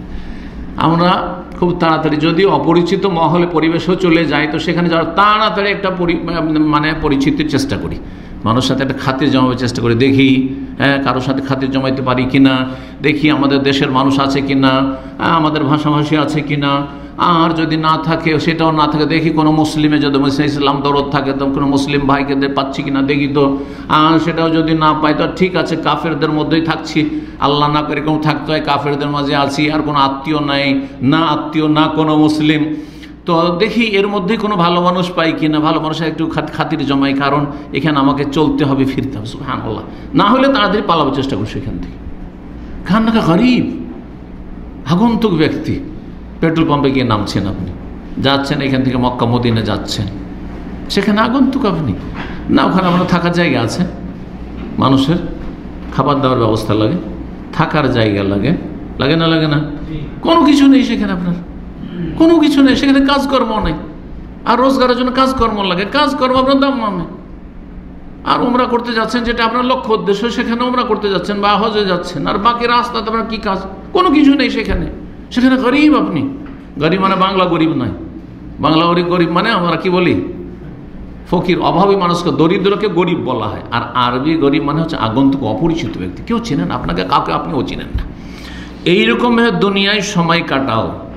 দুনিয়াতে যারা গাড়ি বাড়ি নিয়ে মেতে উঠেছেন, পয়সা নিয়ে মেতে উঠেছেন, তারা কি দুনিয়াতে নিজেকে অপরিচিত মনে করছেন, আগন্তুক মনে করছেন? দুনিয়াকে কামড়ে ধরে আছেন, ছাড়তে চাইছেন না আপনি। জি, যে দুনিয়াকে কামড়ে ধরবে সে আখেরাত থেকে গাফিল অবশ্যই হবে। পরকালে তার জন্য ভয়াবহ পরিণাম রয়েছে। আর দুনিয়াকে যারা সফর মনে করবে, যে সফরে আছি আমি, তাড়াতাড়ি করে কাজ শেষ, তাড়াতাড়ি উঠে পড়বেন, কেটে পড়বেন, সেখান থেকে উঠে পড়বেন, না এখানে আর থাকবো না। আল্লাহু আকবার। আওয়াবের সাবিল, হয় আগন্তুক অপরিচিত ব্যক্তির মতো কোনো শহরে থাকলে, অত কোনো রাস্তাতে পথিক মোসাফির তুমি যাচ্ছ কোনো মরুভূমি দিয়ে, ওই রকম দুনিয়াকে মনে করো। দুনিয়ার ভোগ বিলাসের সামগ্রী পেয়ে তুমি মেতে যেও না। ইবনে উমর রাদিয়াল্লাহু তাআলা আনহু এই হাদিস বয়ান করতেন, আর নিজের পক্ষ থেকে সেখানে উপদেশমূলক বলতেন। ইবনে উমর, এজা আমসাইতা ফালা তান্ত, যদি তুমি দুনিয়াতে আগন্তুক হয়ে থাকতে চাও, মুসাফির হয়ে থাকতে চাও, তাহলে ফালা তান্তাজির সাবাহ, ভোরের অপেক্ষা করিও না, যে এখন এশা পরে রাত্রে 9টা অথবা 9:30 ফজর হবে, ভোর হবে আমার, না, ভোরের আশা করিও না। এইটা আমার সময় শেষ, এশাটা আমার শেষ সালাত ছিল, আর এই যে বসেছি এখানে হয়তো শেষ, এখনই শেষ অথবা কিছুক্ষণের মধ্যে শেষ। আমাদের কিছুদিন আগের ঘটনা আপনারা নিশ্চয় অনেকে জানেন, যে এখানে আমাদের দিনী ভাই মঙ্গলবারে দার্সে ছিলেন, বুখারী দার্সে ছিলেন, আর দার্স শুনলেন, আর যাওয়ার পরে রাত্রি 2টার সময় হার্ট অ্যাটাক হলো, আর তারপরে শুনলাম যে মারা গেছে সকালে। আল্লাহু আকবার, চিন্তা করুন, এই কিছুদিন আগের ঘটনা। আর বাকি আজকে থেকে 10-15 বছর আগের ঘটনা। ইসলামিক সেন্টার জুমার পরে আমার দার্স চলছিল, এই বসে থাকতে থাকতে নিচে বসে দার্স শুনছিল, জুমা মসজিদও আমার জুমার খুতবা শুনেছে, আর সেখান থেকে এখানে এসছে, আসার পর হঠাৎ করে ধুম করে পড়ে গেল, আর পড়ে যাওয়ার পর সাথে সাথে ওইখানেই শেষ। সিঁড়িতে নিয়ে গেলে অ্যাম্বুলেন্স আসলো, বললো যে মারা গেছে, মারা গেছে। আল্লাহু আকবার। সেটা কি আপনি আমি হইতে পারি না? জি, অবশ্যই হইতে পারেন। জি, আল্লাহ রাব্বুল আলামিন যেন আমাদের পরিণাম ভালো করেন, জান্নাতুল ফেরদাউস দান করেন, জাহান্নামের আযাব থেকে রক্ষা করেন। ওই যে আসবাহতা, যদি সকাল হয় এটা মনে করিও না যে দুপুর হবে, বিকাল হবে, আবার সন্ধ্যা হবে, বাড়িতে ফিরবো, না না না, এটাই শেষ সময়। যদি এই রকম অনুভূতি থাকে, তাহলে আপনার আচার আচরণ, চলা ফেরা, আর আপনার লাইফ স্টাইল কেমন হবে চিন্তা করুন। দাদি, উদাহরণ দিয়ে বোঝালে আরও স্পষ্ট হবে। অনেকেই এই উদাহরণটি দিয়েছেন। ধরেন একজন ব্যক্তিকে জেলখানাতে বন্ধ করে রাখা হয়েছে, সেলে, একাই, আর সেখানে কেউ নেই, কোনো কিছু দেখছে না, আর সেখানে তাকে বলা হয়েছে ফাঁসির রায় হয়েছে, ফাঁসির সাজা হয়েছে। সকালবেলা, সকাল 8টার সময় বা 6টার সময় সকাল সকাল ফাঁসি হবে তার, আর রাত্রে তাকে রাখা হয়েছে আর বলে দেওয়া হয়েছে তোমার সকালে কিন্তু ফাঁসি, মৃত্যুদণ্ড সকালে। আর সেখানে তাকে ভালো ভালো খাবার দিয়ে দেওয়া হয়েছে, ভালো ভালো যত রকমের খাবার দুনিয়াতে ভালো হইতো সব রকমের খাবার দেওয়া হয়েছে। আর তাকে বলা হয়েছে আর কি চাও, তোমাকে একজন সুন্দর রমণী দিচ্ছি, সুন্দর রমণী দিচ্ছি। তার ছেলে একজন সুন্দর রমণী দিয়ে দেওয়া হয়েছে, তুমি সারা রাত যা ভোগ করবে করো, কারণ তুমি দুনিয়া থেকে চলে যাবে, সুতরাং সরকার তোমাকে এই ফ্যাসিলিটি দিচ্ছে, সব করতে পারো, যা ইচ্ছা তাই খাও, আর এই যে তোমাকে সবচেয়ে সুন্দরী সুশ্রী নারী দেওয়া হইলো, তুমি সারা রাত ভোগ করো। বলুন সেই ব্যক্তি জেনা করতে পারবে? পারবে? বলুন তো দেখি, পারবে কোনো ব্যক্তি? যতই অসৎ হোক পারবে? সকালে মরবো আমি, সকালে মরবো আমি, নিশ্চিত। ফাঁসির ফয়সালা হয়েছে, যদি এই ফাঁসির ফয়সালাতে যদিও আপনি বলতে পারেন যে 90% বা 99% বলতে পারেন যে নিশ্চিত ফাঁসি হবে, কারণ চূড়ান্ত ফয়সালা হয়েছে, কিন্তু 100% বলতে পারেন না, ঠিক না? কিন্তু আল্লাহর ফয়সালা যদি মতের থাকে তো 199 হবে। যে মরণ আছে রাত্রে, তবে একটু সন্দেহ আছে আল্লাহর তকদিরে, এরকম কিছু আছে? কফর হতেই পারে না, এটি আল্লাহর চূড়ান্ত ফয়সালা। তাহলে চিন্তা করুন তো দেখি, দুনিয়াটা তো ঠিক ওই রকম। যদি আপনি ওই জেলের ভিতরে আপনি জেনার কাছে সুন্দরী রমণী, এত সুযোগ জীবনে পাইনি, সেখানে আপনি হাত বাড়াতে না পারেন, একটা দানা ভিতরে যাচ্ছে না, হাত যাচ্ছে না খাবারের দিকে, অসম্ভব যে এখানে খাওয়া দাওয়া করবো, না খেয়ে থেকে গেলেন আপনি। আর এই সমস্ত ভোগবিলাস আপনার কোনো কিছুই মনে হইল না। সুবহানাল্লাহ, শুধু চিন্তা লেগে আছে যে আর বাঁচবো না, আমি আর বাঁচবো না। সকাল এতটা হইলে, এই কয়েক ঘন্টা পরে ঘড়ি দেখছেন, সকাল এতটা হইলেই আমার মরণ, হ্যাঁ নিশ্চিত মরণ, নিশ্চিত মরণ। সুবহানাল্লাহ, চিন্তা করে তো দুনিয়াটা কি আমাদের এরকম নয়? অবশ্য দুনিয়া এরকম। তাহলে কি করে একজন মুসলিম গুনাহ করতে পারে? কি করে একজন মুসলিম আল্লাহর অবাধ্য নাফরমান হতে পারে আর আল্লাহ রাব্বুল আলামিনকে অসন্তুষ্ট করতে পারে? যার হাতে পকড়া হবে, যার কাছে ফিরে যেতে হবে। আল্লাহ বুঝার তৌফিক দান করুন। বলছেন আব্দুল্লাহ বিন উমর, খুয মিন সিহহাতিকা লিমারাদিকা, তুমি যখন সুস্থ রয়েছো, কখন অসুস্থ হয়ে যাবে, এখন ভালো আমলগুলি করো। এই যে দিন শিখছেন, এক সময় হয়তো পারবেন না আসতে। এই যে আমি দিনই আলোচনা করছি, সারা জীবন কি পারা যাবে? হ্যাঁ, সারা জীবন নয়। আর তবে জীবনটা কি সারা জীবন হলো? জীবনটা কি চিরস্থায়ী? কখন শেষ হয়ে যায়? সুতরাং যত পারা যায় তাড়াতাড়ি করে ভালো কাজগুলি করে ফেলি, ভালো কাজ করে ফেলি, নেকির ব্যালেন্স বাড়াই। আল্লাহ যেন তৌফিক দান করেন। আর অমিন হায়াতিকা মওতিকা, তুমি যে এখন বেঁচে আছো, এই সময়ে কিছু ভালো কাজ করে নাও, এলেম শিখে নাও, আমল করে নাও, নেকি অর্জন করে নাও, সংশোধন করে নাও মরণের পরের সময়কালের জন্য, কারণ তখন কিছু করার থাকবে না, আমল বন্ধ হয়ে যাবে। সহিহ বুখারীর হাদিস। এতক্ষণ পর্যন্ত আলোচনা করলাম, কিন্তু এখন পর্যন্ত মরণের যে প্রস্তুতি বা মৃত্যুর জন্য প্রস্তুতি, কিভাবে প্রস্তুতি নেবেন, এই আলোচনায় পৌঁছতে পারেনি। আর প্রায় ঘণ্টাখানেক কাছে আসলো। আমরা ইনশাআল্লাহ 5-7 মিনিটের মধ্যে শেষ করব, কারণ আর সময় আমাদের সাথ দিচ্ছে না। আর সামনে ইনশাআল্লাহ তাআলা বাকি আলোচনা করব। তবে 2-1টি পয়েন্ট নিয়ে আলোচনা করি। 5টি পয়েন্ট আমার সামনে রয়েছে মৃত্যুর জন্য প্রস্তুতি নেওয়ার ক্ষেত্রে। আপনি মরার জন্য প্রস্তুত থাকবেন। এর মানে কি, কিভাবে প্রস্তুত থাকবেন? যে আমার এই অবস্থায় মরণ হলে আমার কোনো চিন্তা নেই, মরতে তো হবে, কিন্তু যেই অবস্থায় মরলে আর কোনো চিন্তা থাকবে না, আল্লাহর রহমতের আশাবাদী, যে আল্লাহর রহমত হবে, সুতরাং জান্নাত পাবো, জাহান্নাম থেকে বাঁচতে পারবো, কবর আযাব থেকে বাঁচতে পারবো, আল্লাহর কাছে হিসাব দিতে পারবো, কঠিন শাস্তি থেকে বাঁচতে পারবো। আল্লাহ রাব্বুল আলামিন যেন এইসব বিষয়গুলি আমাদেরকে অনুভব করার তৌফিক দান করেন এবং এসব বিষয়গুলি সম্পর্কে সচেতন হওয়ার তৌফিক দান করেন। মরার জন্য প্রস্তুতির অনেক উপায় রয়েছে। তার মধ্যে প্রথম উপায়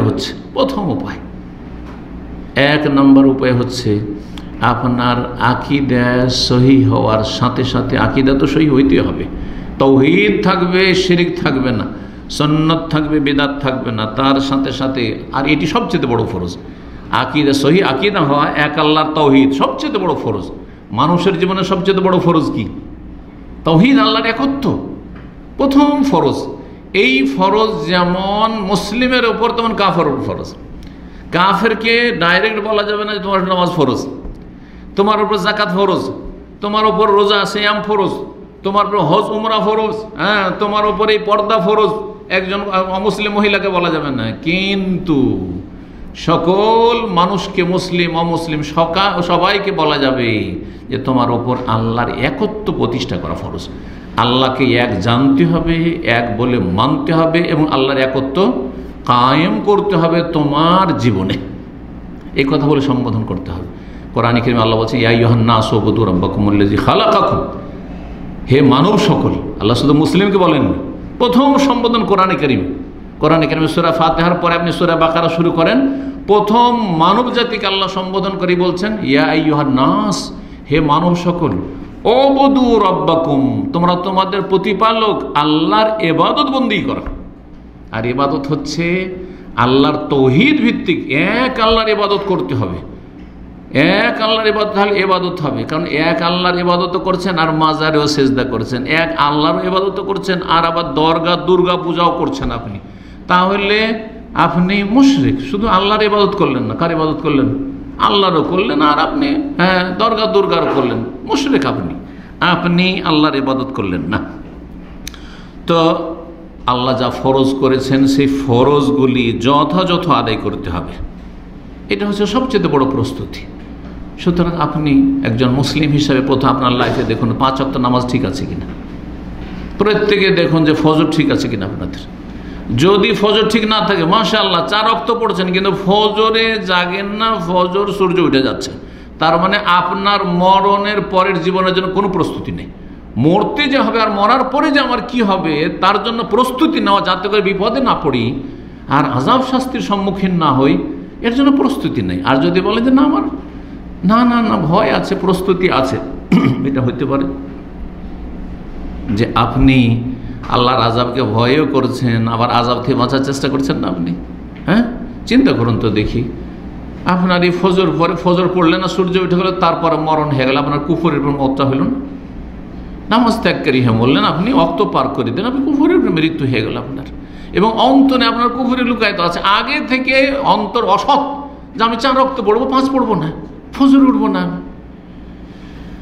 আল্লাহ রাব্বুল আলামিন যেন 5 ওয়াক্ত সালাতের হেফাজতকারী বানিয়ে দেন আমাদের সকলকে। যাকাত, হজ, রমজানের সিয়াম ইত্যাদি যতগুলি মুসলিম জীবনে ফরজ রয়েছে সেগুলির হেফাজত করে আমাদেরকে কি করতে হবে, মরণের জন্য প্রস্তুতি নিতে হবে। এই ক্ষেত্রে এইসব ইবাদত বন্দেগীর ক্ষেত্রে যেমন এক আল্লাহর ইবাদত করতে হবে, রাসূলুল্লাহ সাল্লাল্লাহু আলাইহি ওয়াসাল্লামের তরিকার অনুসরণ করতে হবে। আবার নামাজ পড়ছেন আবার বাপ দাদার তরিকায় তো হবে না। নামাজ পড়ছেন আপনার মুরব্বীরা যেমন শিখিয়েছে আপনি শিখলেনও না সহি নামাজ, বেদাত দিয়ে নামাজ শুরু করলেন, বেদাত দিয়ে শেষ করলেন। নিয়ত পড়বেন, আপনি জায়ের নামাজের দোয়া পড়বেন, আর আপনি আরও কত কি বেদাত করবেন, সম্মিলিত মোনাজাত করবেন, আর সালাম ফেরার পরে কপালে হাত দেবেন, এসব করবেন। এগুলো নবী করেছেন, নবী সাল্লাল্লাহু শিখিয়েছেন।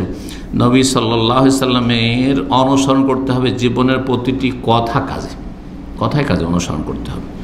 আল্লাহ রাব্বুল আলামিন বলেছেন ওয়াকিমুস সালাত ওয়া আতুজ যাকাত। কত যে আল্লাহ বলেছেন আকিমুস সালাত, সালাত ছাড়া কোনো পরিত্রাণ নেই। হাফিজু আলাস সালাত, সালাতের তোমরা হেফাজত করো, আল্লাহ বলেছেন। আল্লাহ বলেছেন কুতিবা আলাইকুমুস সিয়াম, তোমাদের উপর রমজানের সিয়াম ফরজ করা হয়েছে। আল্লাহ বলেছেন হিজ্জুল বাইতে মান ইসতাতা ইলাইহি সাবিলা, বাইতুল্লাহর হজ ফরজ যদি বাইতুল্লাহ পর্যন্ত পৌঁছিতে পারো।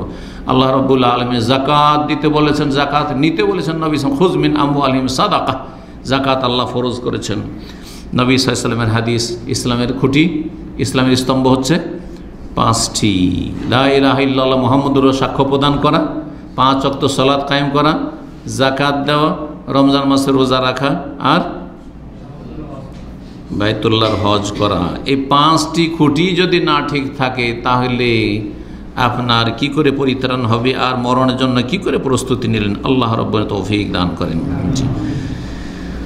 2 নম্বর প্রস্তুতি, মরণের জন্য প্রস্তুতি হচ্ছে বেশি বেশি মরণকে স্মরণ করা, বেশি বেশি মরণকে স্মরণ করা।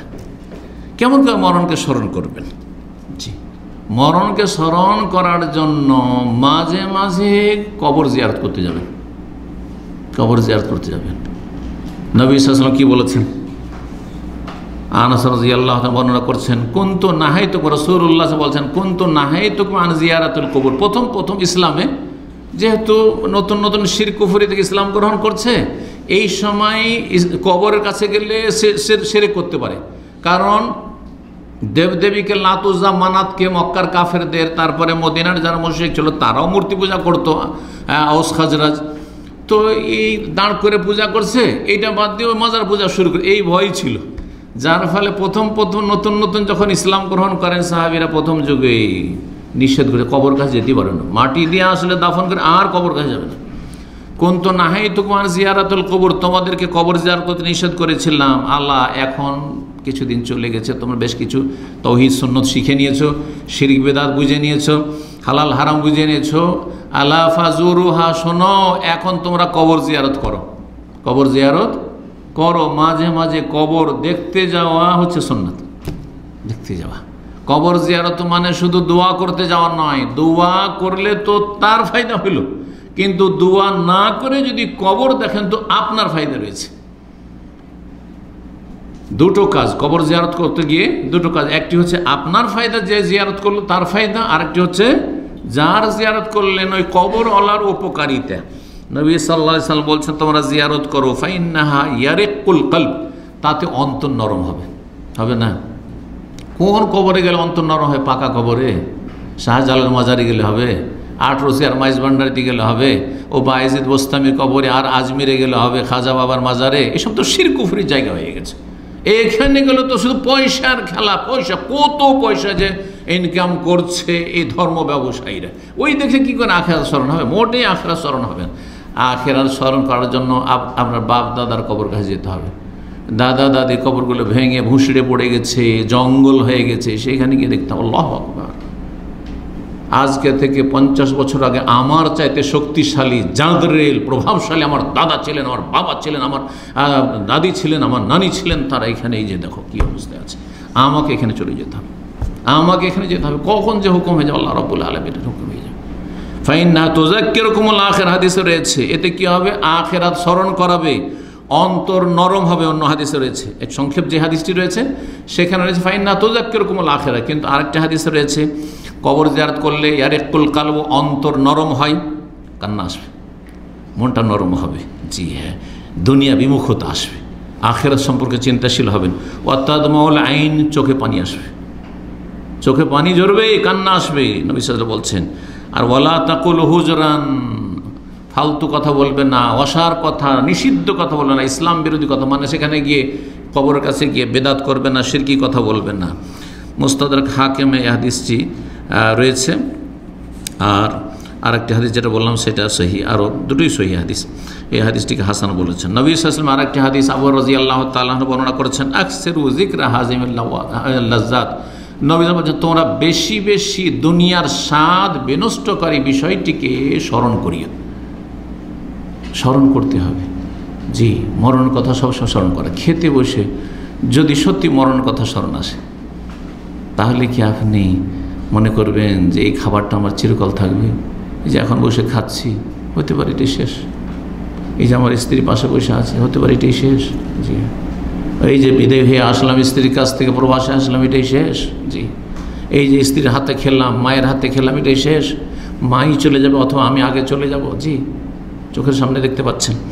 তো আকসিরু যিকরা হাযিমিল লাজ্জাত, যাতে দুনিয়ার সমস্ত স্বাদকে তিক্ত করে দেয়।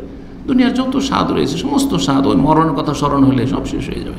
যেমন একটু উদাহরণ দিয়ে বলছিলাম যে এত মজার জায়গায়, আমোদ ফুর্তির জায়গায় আপনাকে জেলখানে রেখে দেওয়া হয়েছে, আর তারপরে যেহেতু মৃত্যু নিশ্চিত, সেই জন্য কোনো জীবনে স্বাদ নেই, স্বাদ নেই।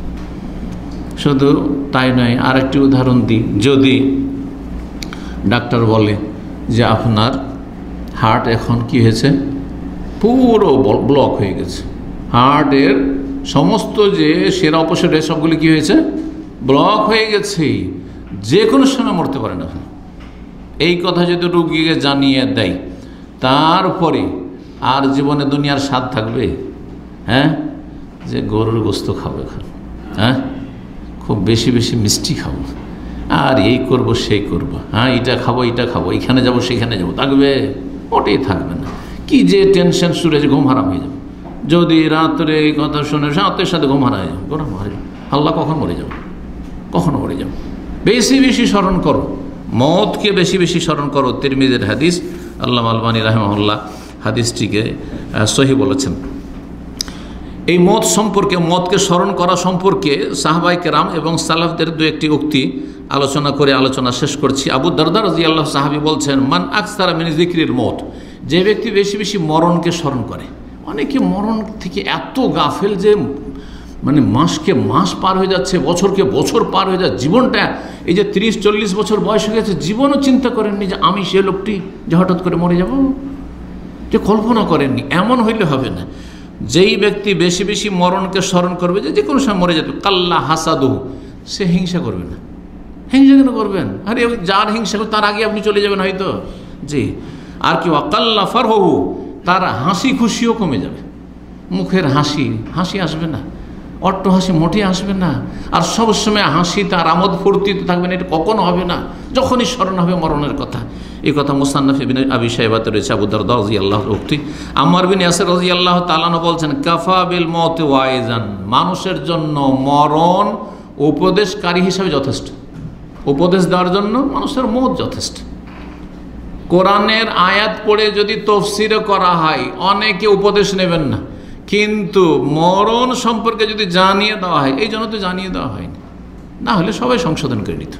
আমাকে আপনাকে যদি জানিয়ে দেওয়া হইতো, হ্যাঁ, ফেরেশতা এসে বলে এই তোর মরণ আছে আজকে ফজরের আগে আগে, ব্যাস, বা এই যে আর 10টা দিন তোর আছে, সবাই সংশোধন করে নিতেন। তো বলছেন যে মত মানুষের জন্য উপদেশ দেওয়ার জন্য যথেষ্ট। ওয়াকাফা বিল ইয়াকিন গিনান, আর মানুষ যদি ইয়াকিন করে তাতে মানুষ অভাবমুক্ত হয়ে যায়। আল্লাহর নিয়ামতের, আল্লাহর রহমতের উপরে যদি ইয়াকিন থাকে, আল্লাহর রিজিক দাতা, আল্লাহ আমাকে না খেয়ে মারবেন না, না খেয়ে মারবেন না, যাকে আল্লাহ পাঠিয়েছেন রিজিক দিবেন, তাহলে এইতে আপনার মনটা আপনার সচ্ছল, মন বড় আপনার, এই নয় যে আমি ফকির, আমি গরিব, না। ওয়াকাফা বিল ইবাদতে শুগলান, আর মানুষ যদি ইবাদত বন্দেগী নিয়ে ব্যস্ত থাকে এটাই যথেষ্ট। বলছে আমার কাজ কাম নাই, অনেকে বলেন যে কাজ নাই, বেকার আছি। বেকার আছেন এই সময় বেশি বেশি কোরআন তেলাওয়াত করেন, তাফসীর পড়েন, আলোচনা শোনেন, ইলম হাসিল করেন, দেখবেন ইবাদত বন্দেগীতে এমন মশগুল হয়ে যাবেন, ব্যস্ততার শেষ নেই আপনার। জনৈক মহিলা আয়েশা রাদিয়াল্লাহু তাআলা আনহার কাছে আসলেন, 4 নম্বর উক্তি এখানে এসে মা আয়েশাকে বলছেন যে আমার অন্তরটা খুব শক্ত হয়ে গেছে, কেমন করে অন্তর নরম করবো বলুন তো। ফাকালাতুল্লাহ, মা আয়েশা রাদিয়াল্লাহু তাআলা আনহা তাকে বললেন আকসিরি মিন যিকরিল মউত, বেশি বেশি মরণকে স্মরণ করো, মরণকে স্মরণ করো, কি হবে, ইয়ারিক্কু কালবুকে, তোমার অন্তর নরম হয়ে যাবে। সেই মহিলা তাই করল, সবসময় মরণ স্মরণ করে, কখন মরে যাবো, হঠাৎ মরে যাবো, এই মরে যাবো, কখন যে মরে যাবো। ফারাক্কা কালবুহা, তার অন্তর নরম হয়ে গেছে। ফাজাআত তাশকুর আয়েশা, তারপরে এসে মা আয়েশা রাদিয়াল্লাহু তাআলা আনহার শুকরিয়া আদায় করেছেন যে আল্লাহ আপনার ভালো করুন, যে আপনি আমাকে একটা ভালো উপদেশ দিয়েছেন, যে মরণকে বেশি বেশি স্মরণ করতে বলেছেন, আর অন্তরটা আমার খুব নরম হয়ে গেছে। বাহ, জি। 5 নম্বর উক্তি, কাব আহবার বড় বিখ্যাত তাবেঈ ছিলেন এবং ইহুদি মযহাবের বড় আলেম ছিলেন, ওই জন্য কাব আহবার বলা হয়। ওমর রাদিয়াল্লাহু তাআলার আমলে ইসলাম গ্রহণ করেছিলেন। বলছেন মান যাকারাল মউত, যে ব্যক্তি মরণকে স্মরণ করবে, হানাত আলাইহিল মাসাইব, তার জন্য দুনিয়ার মুসিবত তুচ্ছ হয়ে যাবে। মরণকে স্মরণ করলে দুনিয়ার বালা মুসিবত এগুলো তুচ্ছ, কয়দিনের, সামান্য কয়দিন। আর তারপরে একজন মুমিন ব্যক্তি, দিনদার পরেজগার ব্যক্তির জন্য আল্লাহর কাছে সুখ শান্তির শেষ নেই। জি। ইমাম হাসান বসরি রাহিমাহুল্লাহ বলছেন ফাজাহাল মউতুদ দুনিয়া, মরণ দুনিয়াকে লাঞ্ছিত করে দিয়েছে। মরণ যখন মানুষ স্মরণ করবে তো দুনিয়া আপনার আমার কাছে তুচ্ছ হয়ে যাবে, দুনিয়ার কোনো মূল্য নেই, কোনো মূল্য নেই। এই যে টাকা পয়সার পিছনে ছুটছেন, ছুটবেন না তো, টাকা পয়সা দান করে দেবেন, টাকা পয়সার মায়া, এই জমি জায়গার মায়া, আরে এই করবো তো সেই করবো, এই সমস্ত কিছু কি হয়ে যাবে, শেষ হয়ে যাবে যখন মরণকে স্মরণ করবে। মরণ দুনিয়াকে লাঞ্ছিত করে দিয়েছে। ফালাম ইয়াদা লেজি লুব্বিন ফিহা ফারাহান, জ্ঞানী মানুষ কখনো দুনিয়াতে আনন্দিত হবে না যদি মরণকে স্মরণ রাখে। ওমা আলজামা আব্দুল কালবাহু যিকরাল মউত, কোনো বান্দা যদি সবসময় মনে মরণের কথা স্মরণ রাখে, ইল্লা সাগরাতিদ দুনিয়া আলাইহি, দুনিয়া তার কাছে তুচ্ছ হয়ে যাবে। ওয়াহানা আলাইহি জামিউ মাফিয়া, দুনিয়ার ধন সম্পদ, বাড়ি গাড়ি নারী, এগুলো কোনো কিছু না, কোনো কিছু না। বাড়ি করার পরে কয়দিন থাকবেন আপনি, কোটি কোটি টাকা দিয়ে বাড়ি করছেন আপনি, ভোগ বিলাসের সামগ্রী এত তৈরি করছেন, ভোগ করবেন আপনি, অন্য কেউ ভোগ করবে। আরে কিছু দান করেন যেটা থাকবে আপনার আখিরাতে কাজে আসবে। ইমাম আউজাই রাহিমাহুল্লাহ বলছেন মা আকসার আবদুন যিকরাল মউত ইল্লা কাফাহুল ইয়াসির, যে কোনো বান্দা যখন মওতকে স্মরণ করবে তখন সামান্য আহার, সামান্য দুনিয়া তার জন্য যথেষ্ট। আপনার জন্য দুনিয়া কোনো রকম খেয়ে দিয়ে দিন পাত হয়ে যাচ্ছে, চলে যাচ্ছে, কারো কাছে ভিক্ষা করতে হয় না, ধার কর্জা করে, এতটাই যথেষ্ট। কোনো কিছু জমা করতে পারছি না, টাকা পয়সা কিছু বাঁচছে না, কোনো চিন্তা নেই, কী করবেন বাঁচিয়ে, আপনি তো চলে যাবেন। জি,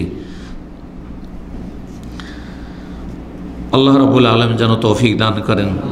ইমাম দাক্কাক রাহিমাহুল্লাহ বলেন মান আকসারা যিকরাল মউত, যেই ব্যক্তি বেশি বেশি মরণকে স্মরণ করবে, উকরিমা বিসালাস, তাকে আল্লাহ 3টি জিনিস দিয়ে সম্মানিত করবেন। তাজিলুত তওবা, বেশি বেশি মরণকে স্মরণ করছেন সুতরাং ও তাড়াতাড়ি তওবা করবেন।